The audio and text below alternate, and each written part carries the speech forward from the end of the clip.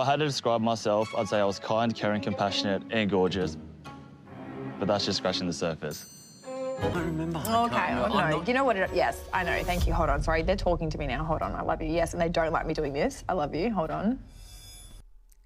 I don't know which is worse, having to sit through Ridge and his behavior with his friends or having to put up with Madeline.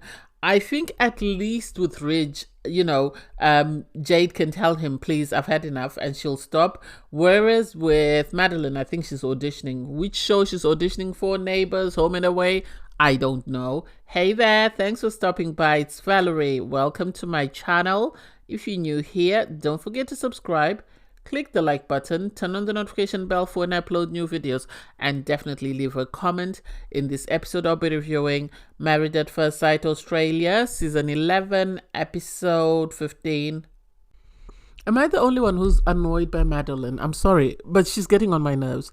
The fact that I think she's over-exaggerating her premonitions or visions, her audios, whatever she's hearing. I think she's making more of it than it actually is. I think she's using this as an audition for some sort of movie or whatever she's auditioning for. I don't get it, because I don't think Ash, I've said this before and I'll say it again, I don't think Ash deserves to go through what he's going through with this woman.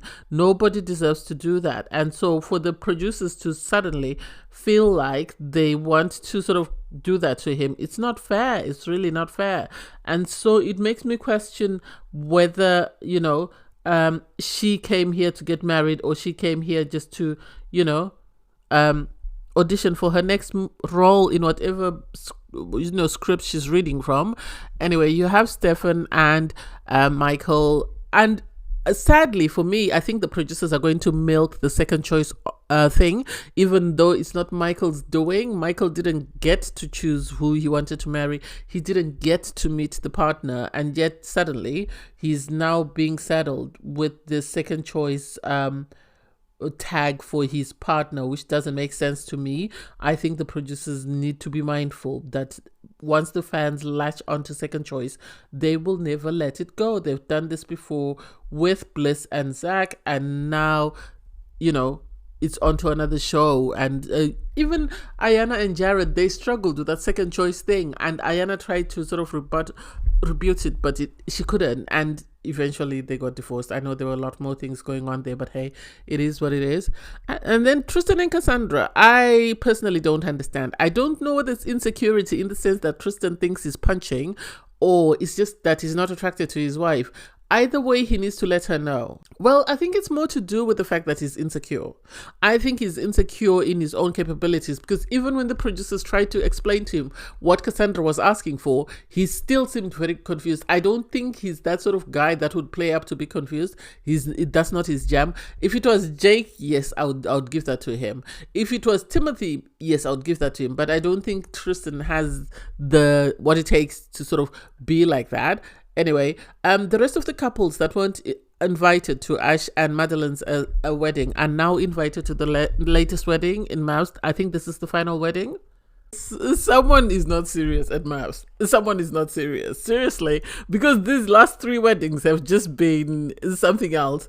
So the next couple to be married, or the last couple to be married, are Jade and Ridge. And for me, it's like, what can I say?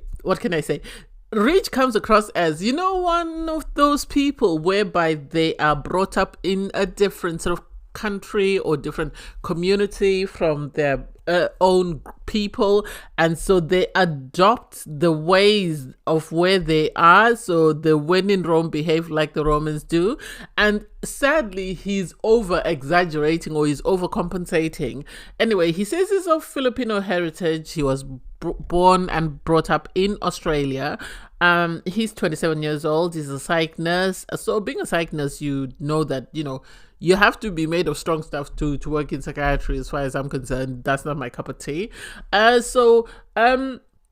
He says he's dated a lot. He doesn't want to be the reason why someone ends up with mental health problems, but he's looking for someone and he really wants to get married. He wants, the loving relationship. Everybody wants to emulate their parents' relationship.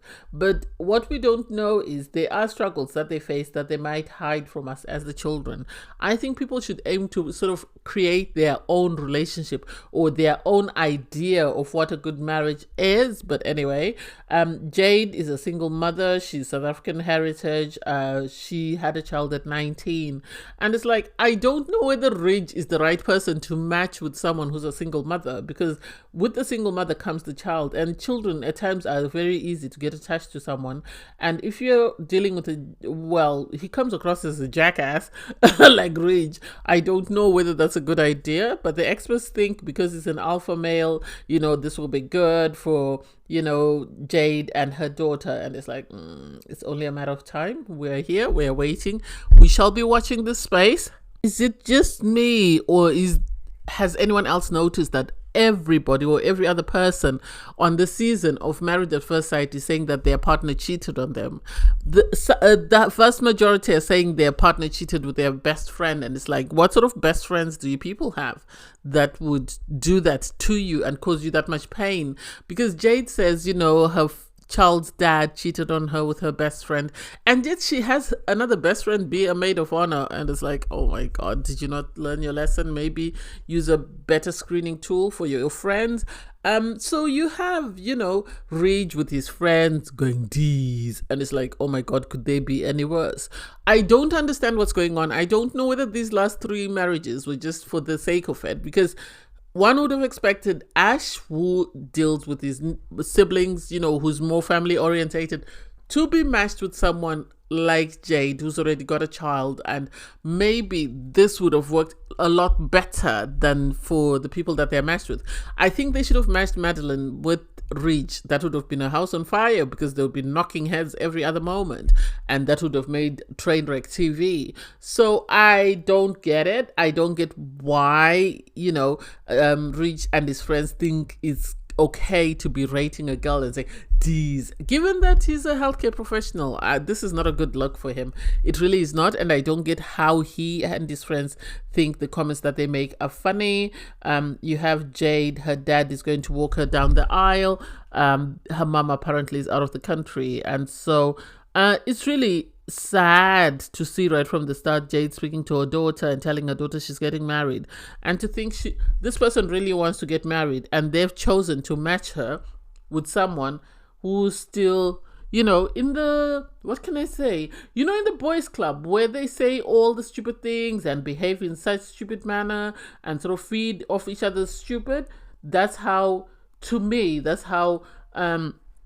Ridge comes across. And so I don't know whether this will be a good idea. And the producers are messy, because you have Jade's sister sort of saying that, I hope he's very mature and he's very respectful, and the dad said the same thing. And they switch over to Ridge and his friend going D's, and it's like, oh my god, could it be any worse?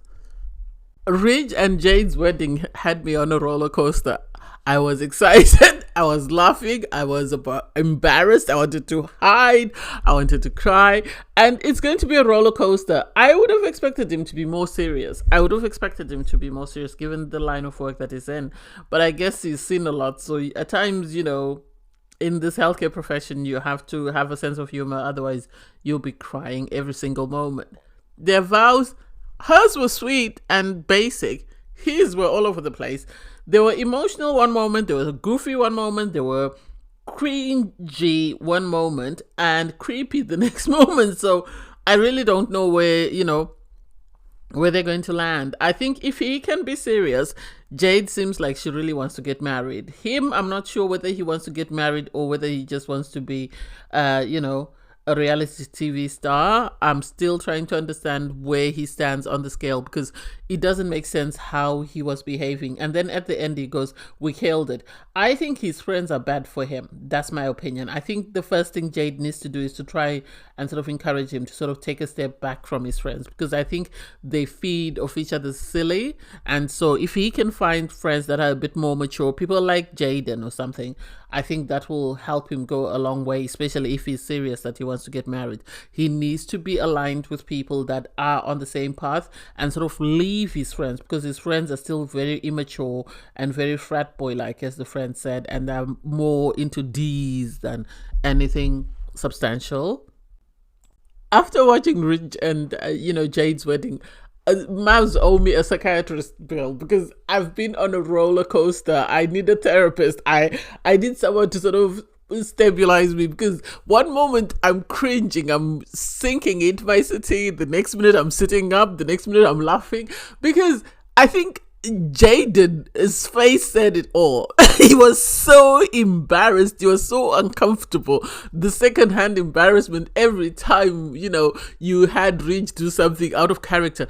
But I also liked how receptive he was about the information that she's got a child. That showed maturity. I think he puts on this character for his friends, and then there's another character that's the decent, loving, caring, compassionate Rich that is a psychiatric nurse, in my opinion, because of the way he received that and explained that I have a step sibling. My mom had a child before she married my dad, so I've seen my dad, look after my sister, and this was comforting, and this was totally different from him going D's. I think the producers are going to milk the D's and the jackass character for as much as they can, because when they were having decent conversation, you just saw their lips moving, but you didn't get to hear what they were saying. And so I wish we'd heard everything, because I think he said a lot more stuff that comforted the sister and made her feel at peace. So I really hate that they sort of, once they latch onto a character, they stick with that character and never show you anything else. And so I hope, she being away from his friends will bring out his best self and will really make him invest in this relationship, and he might surprise us all. Hey. So you have John visit Cassandra and Tristan, and I think this is my thought. I think Tristan might be on the spectrum. The way he behaves at times make him seem like he's on the spectrum. I think because of that, this is why maybe he struggles with intimacy, if you understand what I mean, that he struggles with sort of letting people into his personal space, because even when he goes through like the hugs and stuff, he has to acknowledge that I'm doing it. And it's like, something is not right. Finally, they've reached home. He seems to understand that all Kaz wants is intimacy. She wants to, have a walk with holding hands. She wants to sit on the couch, have a cuddle. That's all she wants. She wants a kiss from time to time. That's all she's asking for. She's not asking for expensive flowers, expensive gifts, because I think in his head, this is what he thought she wanted. And yet she wants the basic stuff. As she said, she wants to sit by the roadside and eat a bag of popcorn, and that will make her happy. And so I don't know. Well, it seemed John was able to reach home, because even I think Kaz was at her wit's end and was about to check out. So she was actually surprised when, Tristan said, okay, I'm happy to try and do anything to save this relationship. And this is going to be one of his biggest regrets. If he does not sort of go all in and sort of invest himself in this relationship, he's going to regret this. Do I think he's attracted to her? I think so. I think he's attracted to her. I think the only problem is he's got insecurities which are making him question whether he's good enough for her and whether he'll be able to give her exactly what she needs. This is why he's trying to give her everything else but what she needs. I don't know whether he feels like he won't be able to meet her sort of intimacy needs. If you understand what I mean, that's the impression that I'm getting from the way he's behaving, because I think he needs to invest himself. I think they need to have a deeper conversation. Either he needs to have a deeper conversation with the therapist or with the experts and sort of tell them about who he is as a person and sort of what his limitations are in regards to this relationship and connection. I called it. I said the producers were going to try and play on this, second option thing in regards Michael and Stephen. And guess what? This is what they're doing. Because they have this conversation about, Stephen feeling some type of way about the fact that he was the replacement. And it's like, he's not a replacement, because at the end of the day, Michael never saw the person he was supposed to get married to. The other guys met the person, but Michael never got to meet him, doesn't know who the person is, doesn't know what his wants, his needs, his desires in a relationship are. They never even had a conversation. So I don't get where the second choice option comes in. It's different from Michael from the US version, because at least she got to come to the altar and tell him no. But in this case, he never even got to see the person. And so I don't get why we continue to hammer on the second choice option thingy, because it's a non-issue. It's a non-issue. And I hope Stephen can get sort of on board and realize that it really is a non-issue. Yes, the viewers might label him as a second option, but if he chooses to drown out that noise and just focus on his relationship, it seems Michael is there for the right reasons. It seems Michael is an amazing guy, so he might be surprised by what he's been matched with. I really don't get it. The fact that, Ridge and Jade had sex, and Ridge had to make it known that she was blushing and she was glowing, and he has these moments where he shows maturity, and then he has these moments where you just question what is going on. I think he's trying to be cool, and he's trying to sort of live up to a status that he and his friends have sort of, or image that he and his friends have sort of created. And so he doesn't want to come across as though he's changed. I feel like this is the best case scenario for him in regards a match. And sadly, he's trying to live up to a character or a persona that he and his friends have created, and he's going to lose her. There was no need for him to bring up the sex talk, especially given the fact that she has a child, and this is not a good look that the mother got married and immediately had sex with the stranger the very next day. I don't know why he did that, or maybe he was just looking for bragging rights for his friends. It didn't seem amazing. Michael and Stephen obviously have the talk about the fact that Stephen has decided to move on from the second choice thingy. I don't know whether the producers have decided to move on, and they seem to be in a really good space. They choose to open up and be more open with their connection and really put in the work. So Stephen says he's decided to lower his guard and sort of be open to the experience, and hopefully he might get what he's wanted in a partner from Michael. Michael seems all in. Michael seems like for him, he's attracted to Stephen, and this is the guy for him, the guy that he wants to spend the rest of his life with. So I don't know how it's going to play out in regards how they're going to sort of move on and what their storyline will be. I just hope this is the end of it. They have a pool where they're talking about their life and moving on and where they want to live, and so it's cute to see. And then you go from that to the roller coaster that is Madeline and Ash. And poor Ash, I don't think was prepared for this, because for his first date, he arranges an arts sort of craftsy sort of date. And she is saying that she wants to tempt him. She wants to see how much of her he can take. And it's like, this is an acting role for Madeline as far as I'm concerned. She's going to do anything and everything to push the boundaries to see how far she can push this man. Because they're doing this activity and she is really reluctant to sort of participate in playing with the clay, and she tells him to write something and do something.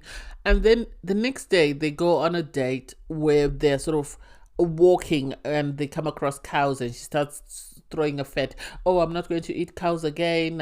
I'm sorry we ate you last night. And it's like, this is not, you're sort of 30 years old. You don't mean to tell me this is the first time you've eaten meat. You've been eating meat all your life and you haven't had the epiphany that you want to be a vegetarian. Suddenly you've come across these cows and you're crying and you're making a scene. Poor Ash, I don't think is equipped to deal with this. And I wonder what someone like Ridge will feel, because he's a mental health nurse. I wonder how he'll feel if he has to sit through the roller coaster that is Madeline, and what sort of impression he'll have, or what sort of diagnosis he'll have of her and the way she presents. So you have Ash and Madeline go on their final date before the end of their honeymoon, and it's like, what has this man done to deserve this? This poor man is like a deer in headlights. He's just sitting there and he's just staring because he's completely lost. He has no idea what to do or say, because while they're having their dinner, she starts having this conversation about the fact she starts asking him about an incident that happened when he was 16 years old.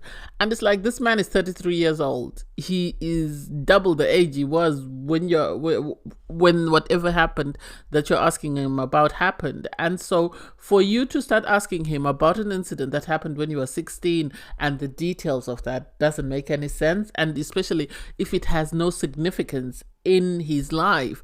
And for her to go on, oh, I'm hearing things. I hate how the producers are feeding into this, really. I think this is an acting job for Madeline. Whatever she's auditioning for, I hope she gets it, because this is a bit too much. This is too extra, and you wonder why they felt it was appropriate to put somebody through this, because he looks like a deer in headlights. He looks like he's been run over by something and he doesn't know what's run over him. And so for her to continue in this behavior and then later say, I apologize, I'll try and make sure that this doesn't happen, and it's like, this is the time you should be creating the best impression of yourself, and instead you're creating such a negative sort of image of my perception of you, in the sense that you keep going into these sort of funny little places whereby you start having these conversations on your own with people or things that I cannot see, and you expect me to respect them. I think Ash is a better man, because I think any of the other guys would have kicked off.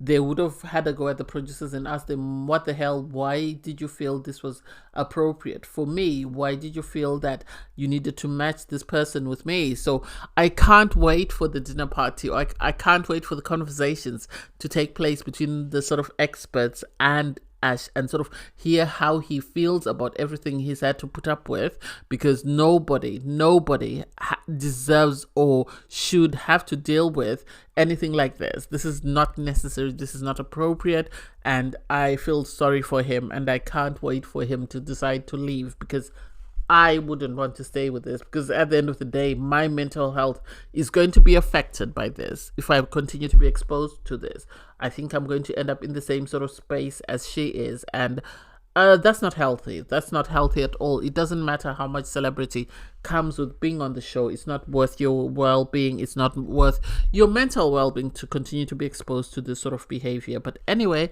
I digress. Thanks guys for watching. Please don't forget to like, share, comment and subscribe, and click the link in my video to watch my review from episode 14.